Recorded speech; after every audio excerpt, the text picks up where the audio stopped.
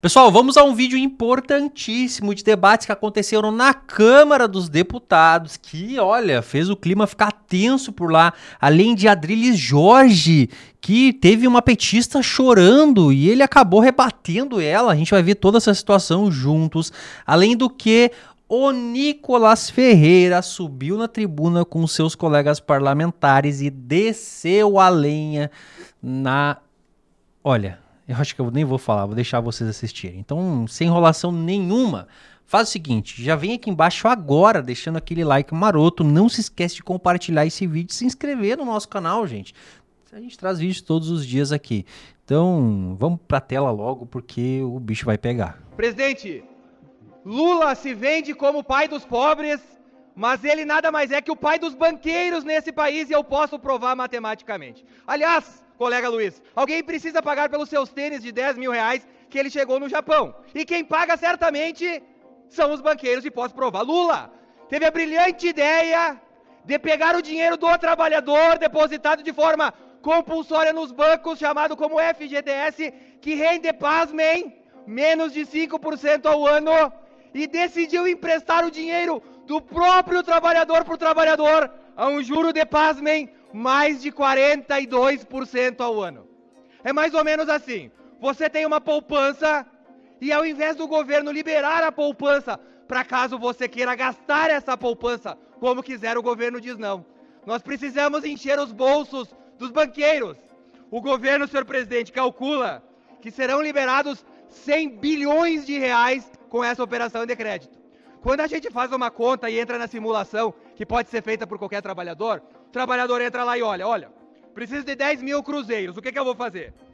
48 parcelas de quase 400 reais, no fim eu vou pagar o dobro do valor de um dinheiro que já era meu para o banqueiro. Ou seja, se o governo conseguir emprestar os 100 milhões, caros brasileiros, em 4 anos os banqueiros deste país, colega Luiz, vão embolsar dos juros, do dinheiro que já era do trabalhador, 100 bilhões, não são milhões, são 100 bilhões de reais.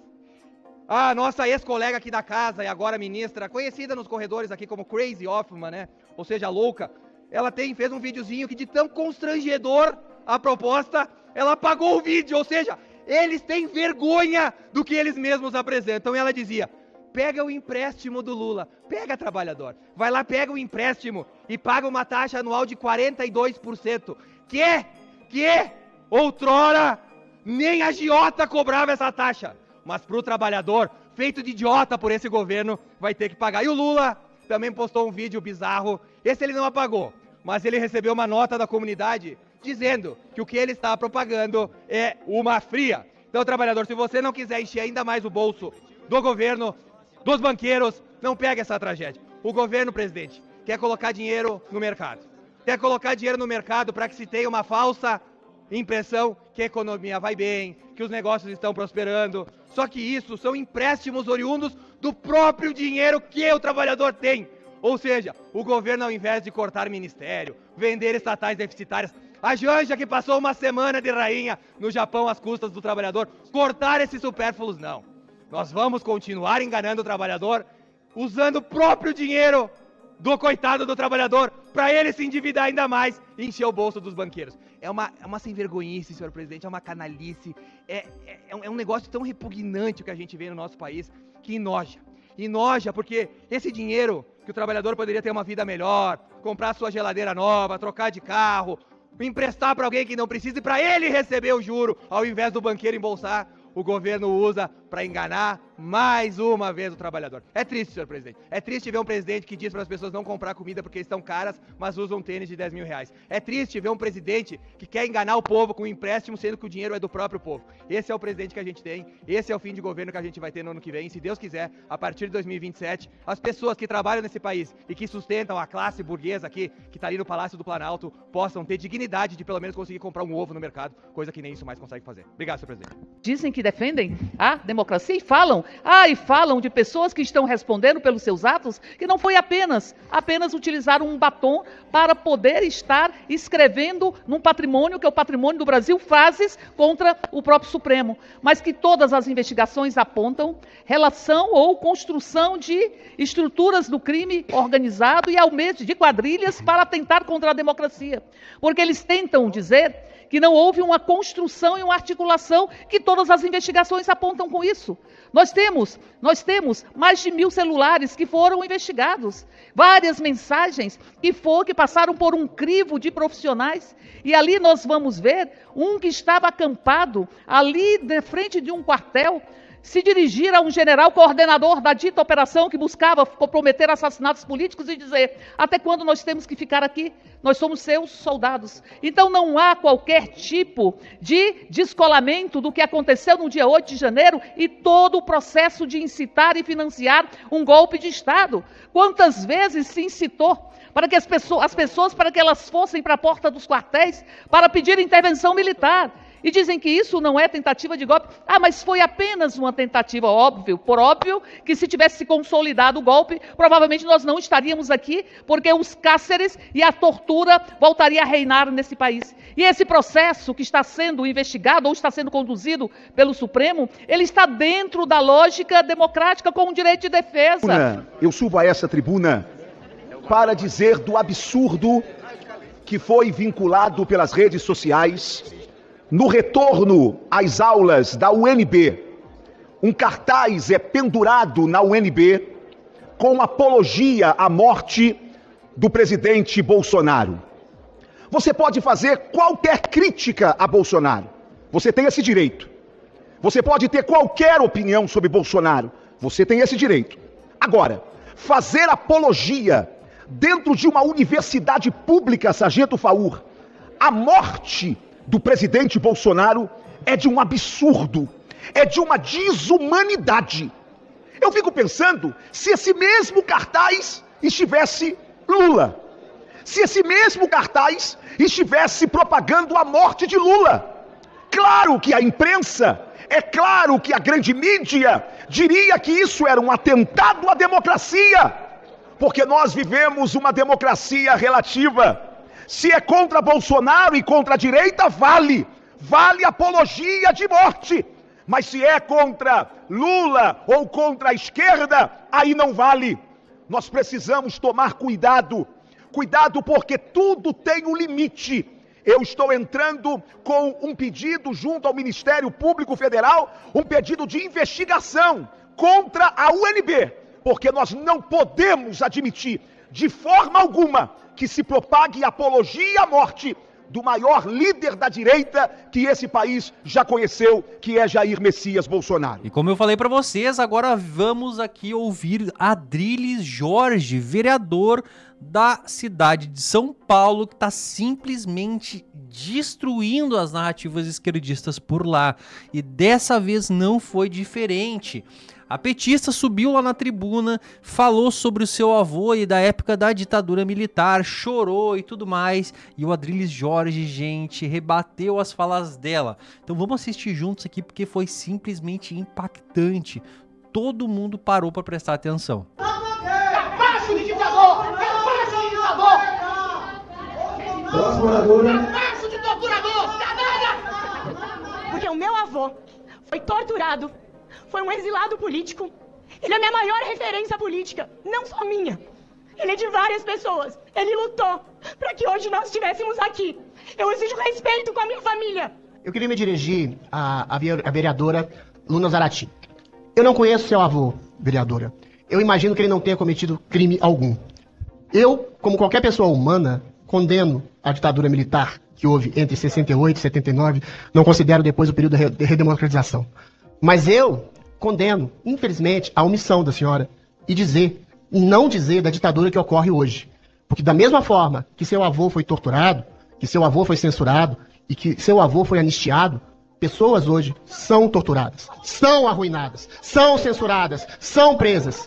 Por favor, silêncio no plenário. Eu queria que a senhora reconhecesse que Clériston, um pai de família, foi morto pela omissão... Por favor, silêncio no plenário, silêncio na galeria. Silêncio, por gentileza. Silêncio. Agora não é hora do senhor falar, agora é hora do vereador falar. Se o senhor continuar insistindo, eu vou pedir sim para retirar o senhor. Por favor, silêncio. Por favor, vereador Adriles.